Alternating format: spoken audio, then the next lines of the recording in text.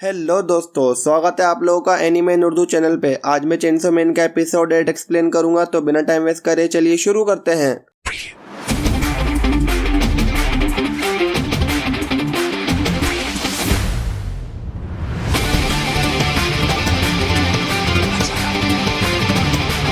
Episode 8 की शुरुआत होती है हामेनो के नजरिए से, जो देंजी को रेस्टोरेंट से उठा के अपने घर लाती है। देंजी को बेड पे सुलाने के बाद हामेनो वॉशरूम चली जाती है। फिर जब हामेनो बाहर निकलती है तो उसको देंजी की आवाज आती है, जो कह रहा होता है कि मेरा सर घूम रहा है, मुझे पानी चाहिए। तो हामेनो फ्रिज से एक बियर कैन निकाल के देंजी को मुंह में बियर पिलाती है, जो फिर बाद में एक फ्रेंच किस में बदल जाती है। इसके बाद हामेनो देंजी से पूछती है, क्या तुम वो करना चाहोगे? देंजी, तुम क्या करने की बात कर रही हो? हामेनो, वही, ये कह के हामेनो देंजी को अनड्रेस करने लग जाती है, लेकिन तभी देंजी की जेब से एक लॉलीपॉप निकलता है। तो देंजी बताता है, ये मुझे मिस माकिमा ने दिया था। फिर अपन थोड़ी देर पहले का सीन देखते हैं, जहाँ जब देंजी उल्टियाँ करके वापस आता है तो माकिमा उससे बोलती है, आओ अपन बाहर ताज़ी हवा खाने चलते हैं। और बाहर ले जाके वो देंजी को उल्टियों की दवाई ला के देती है और कहती है, रात को सोने से पहले इन्हें जरूर ले लेना देंजी। इसके बाद देंजी माकिमा से पूछता है, मेरी पहली किस में उल्टी शामिल थी, तो अब जब भी मैं किसी लड़की को किस करूंगा तो क्या मुझे ये उल्टी जरूर याद आएगी मिस माकिमा?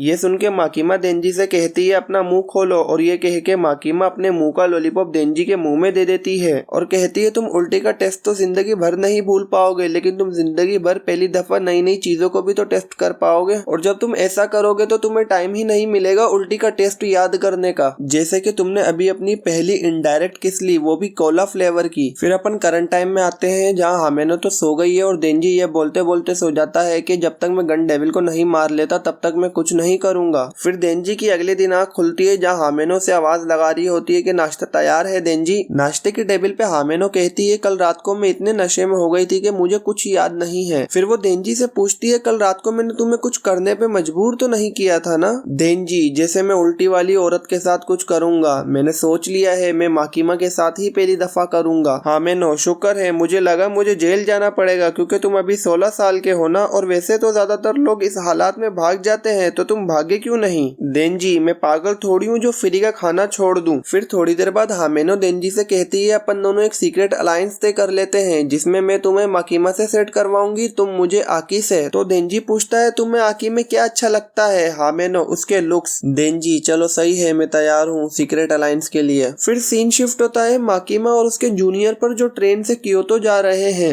माकिमा पूछती है, अपन कब तक पहुंचेंगे? जूनियर, 30 मिनट में मैम। माकिमा, मेरे लिए स्टेशन पे लंच ले लेना, मैं सबके सामने लंच करना नहीं चाहती। फिर माकिमा आहिस्ता से कहती है, कल वाली ड्रिंक कितनी अच्छी थी। और तभी माकिमा के आगे और पीछे वाले लोग गन निकाल के उन दोनों को शूट करने लग जाते हैं। इसके बाद वो किसी से मोबाइल पे कहते हैं, हम टीम सी हैं, हमारा काम पूरा हुआ।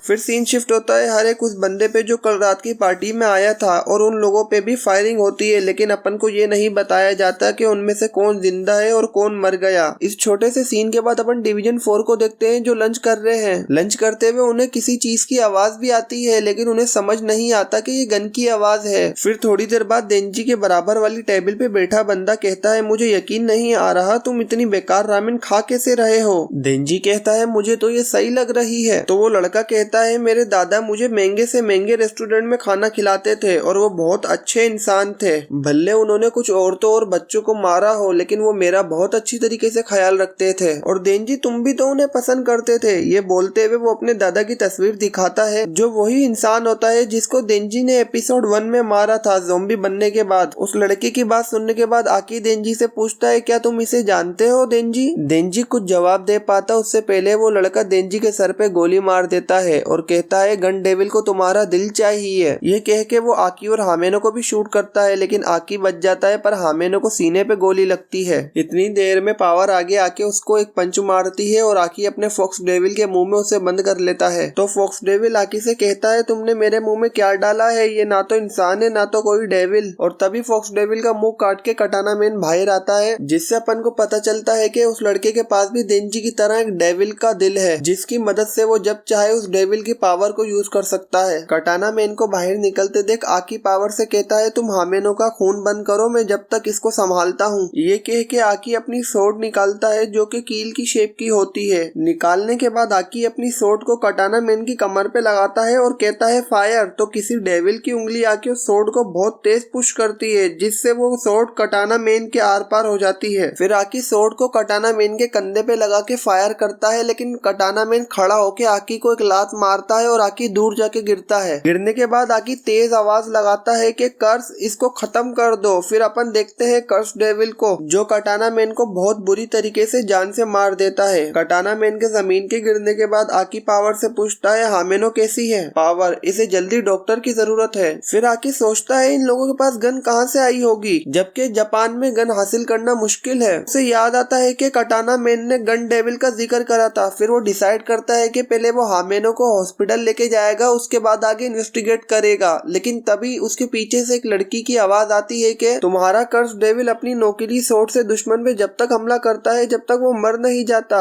ये तो बहुत अच्छी एबिलिटी है। तो आकी पूछता है तुम कौन हो, क्या तुम कटाना मैन के साथ हो? वो लड़की जवाब दिए बिना कटाना मैन के पास जाके उसको किसी तरीके से जिंदा कर देती है और उसके जख्म भी भर देती है। जिसके बाद वो कटाना मैन से पूछती है तुम हार कैसे गए? कटाना मैन, मेरा ध्यान कहीं और था। तो वो लड़की कहती है चलो सही है लेकिन अब उसे मार दो। ये सुन के आकी अपनी सोर्ड दोबारा निकालता है, लेकिन उससे पहले कटाना मैन आके उसको काट देता है। आकी का खून निकलता देख हामेनो पावर से कहती है मुझे छोड़ो, आकी को बचाओ। पावर, मैं नहीं बचा सकती। मैंने उस कटाना मैन को हिलते हुए भी नहीं देखा, वो बहुत पावरफुल है। ये सुन के हामेनो अपने गोस्ट डेविल को बुलाती है। गोस्ट डेविल आते के साथ ही कहती है वो लड़की डरावनी है, मैं उससे लड़ना नहीं चाहती। तो हामेनो गोस्ट डेविल से कहती है मैं तुम्हें अपनी पूरी बॉडी दे दूंगी, बदले में तुम मुझे अपनी पूरी पावर को यूज करने दो। इसके बाद अपन गोस्ट डेविल की पूरी बॉडी देखते हैं जो अपने सारे हाथों से एक साथ कटाना मैन पे हमला करती है। और हामेनो पीछे से कह रही होती है कि जब भी कोई नया डेविल हंटर मरता था तो